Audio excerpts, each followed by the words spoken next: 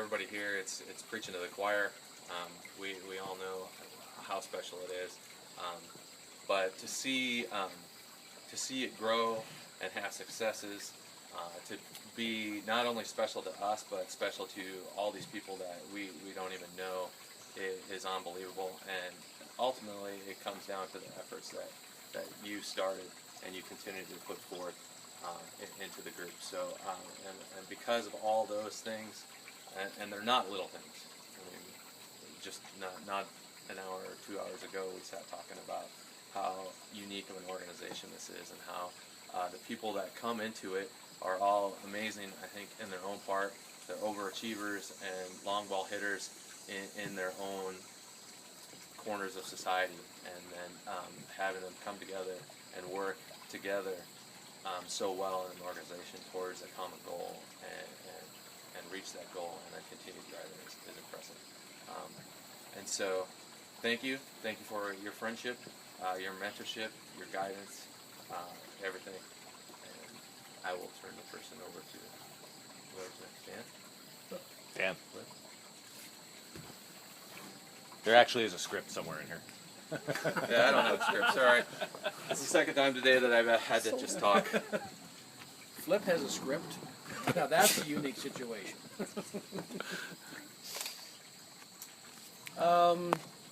Yeah, just ditto on what Derek was talking about. The unique experience of meeting somebody, of finding out who and what he was about many years ago. With Pat, when I first met his acquaintance, and said, I want to meet that guy. And just the innate abilities of the long ball hitters, the people in their worlds and what they do and how they do it, that of what Pat has set out to do, and then passing on and helping reinforce those innate things that we already knew were the right things to do. How does that go? That doing the right thing is doing it when no one's watching.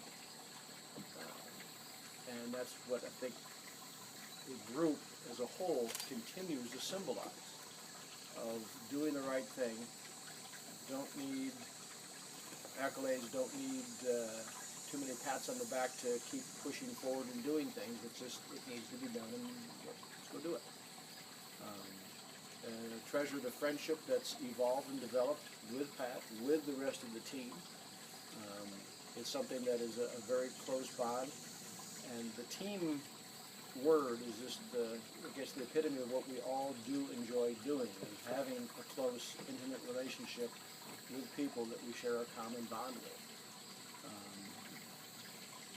And it's been enjoyable, incredible, and continues to be.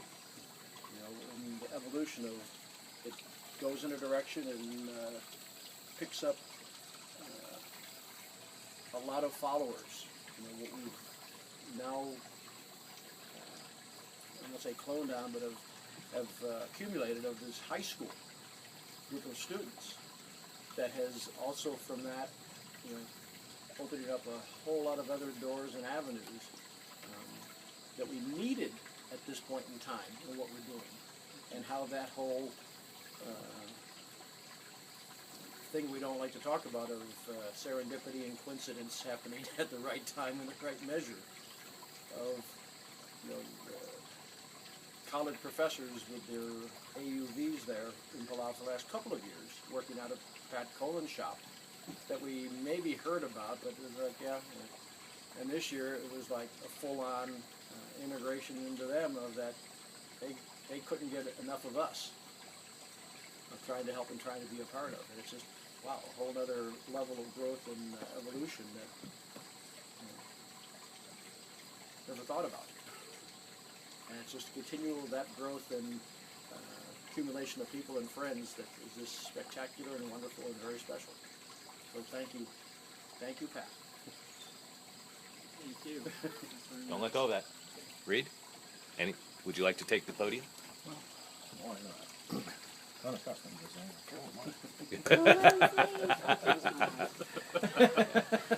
Don't show it yet. Can't let him see it. Don't let him see it.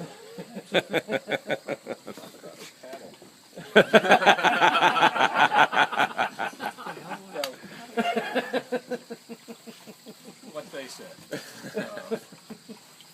There have been very few people in my life that I respect like I respect Pat.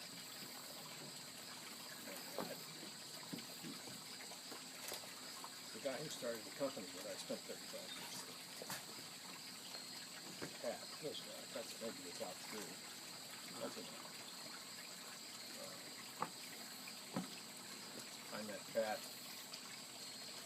maybe 14 years ago, and through my son-in-law.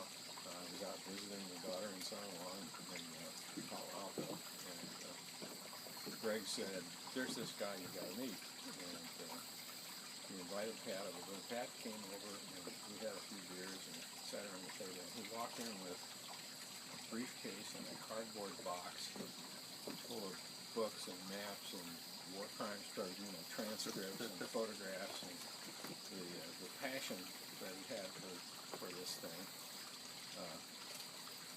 was clear, and especially given that he had no idea whether I cared about it or not. Clearly Greg was interested, and he was part of the 2000 expedition in Palau. We spent several weeks towing a magnetometer behind a boat. I stuck with the group. Greg didn't. He's been sort of on the periphery.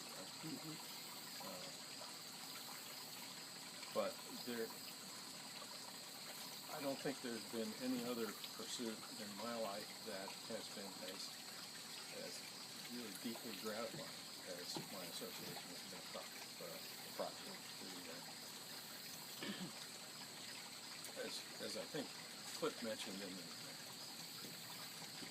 one of the little blurbs in the documentary, people tend to get involved with it because they think of the adventure, and that just completely evaporates almost instantaneously when you get into the real mission. It's the passion for the mission that Pat conveys to everybody. I think with a group like this, it doesn't really require a lot of strong leadership, just super example, and that's what Pat is. Thanks, Pat. Thank you, Lee. Holy cow. Well, yeah, I am so grateful for the 10 years, okay, 9, I missed one, of being able to go to Palau with you, and I can't imagine not doing that in the wintertime. I know it's going to come someday, and I know we'll keep going if for some reason your affairs of state call you away, but it just won't be the same. I'm a much better person for having known you, and still knowing you and going forward. One, I don't take anything out of Palau that I'm not supposed to, so that's a really good thing. Otherwise, without that integrity training, who knows what would happen. But since we had a lot of speechifying earlier, let me just read attention to awards. To Pat Scannon, in gratitude from your BentProp project teammates for your 20 years of searching for America's MIA POWs, August 2012. BentProp project, and then you can read the little inscription at the bottom after you get to see it. So once you get to hold the paddle, you get to say something. Oh, beautiful. Well, I can tell you this, when the first time I saw the Arnett wreck, the wing, I knew there was something that changed in my life. It's only happened one other time in my life where from one moment to the next I knew something was going to be different. The other was when I decided to become a physician. But having said that, it's reminiscent of this Chosin Reservoir thing. A famous Marine, when surrounded by the Chinese army at the Chosin Reservoir, said, "That's great, because now we can attack in any direction." And in many respects, I knew that's where I was when I started, because I knew there was something special here. And in fact, I had no idea how special it was, because it was only after I came back and started doing a little bit of homework that I realized that, you know, a lot more had gone on there than I had ever dreamed of, and going back there a few times by myself, and ultimately getting trapped in one mangrove swamp, and realizing I couldn't do it by myself, made me realize that I needed to rethink this. And Reed was there as I was trying to go through the process of how do we convert this into something that can really do the mission. And it's true we used a little bit of experimentation, trying to figure out what worked and what didn't work. And I think from the very beginning there are a couple things. One is I knew from the beginning this was not about me. This was about, it really was about a mission. And I don't think, I couldn't even verbalize the mission. I knew, but I knew. And that passion allowed the creation and the pattern and what we're doing to evolve. And so it's I think about it a lot. I think not just about the operational side, but the almost philosophical side to what we're doing. Because everybody, every single one of you, every team member can only do it from the heart, because that's all there is. That's what we have. We really have the heart to do this. And yes, we apply our intellect and whatever else it calls for to complete the mission, but it's really that deep-rooted sense that this is important and we should do it that drives us forward. So my joy has been seeing, really stepping back and letting you excel. And maybe I can provide a little nudge one way or the other from time to time, but that's about all. And so, I mean, I can also say from the deepest heart within me that for you to remember this is exceedingly touching to me. It means an awful lot to me, and I really appreciate it. So I hope we have many more occasions to celebrate, whether it's whatever the next event is. We will, you know, I look forward to all of those. I look forward to every time we can get together, but I also look forward to every email that we get, because that's continuing the mission in some form or another. And it's a very important part of my life, but I know it's a very important part of all of our lives. I think the other thing that we all recognize is how important it's become to the families who are the recipients of our work. And that probably was one of the bigger surprises to me, was just how I wasn't sure that, you know, 60 years later, whether people cared anymore. Well, they care. And we all know that later generations care more than even perhaps the earlier generations who knew. So the impact we've seen on the families and just the way that people have embraced our effort is really gratifying. So again, I'm extremely touched by this. I will treasure it. It will go on my wall, and along with a picture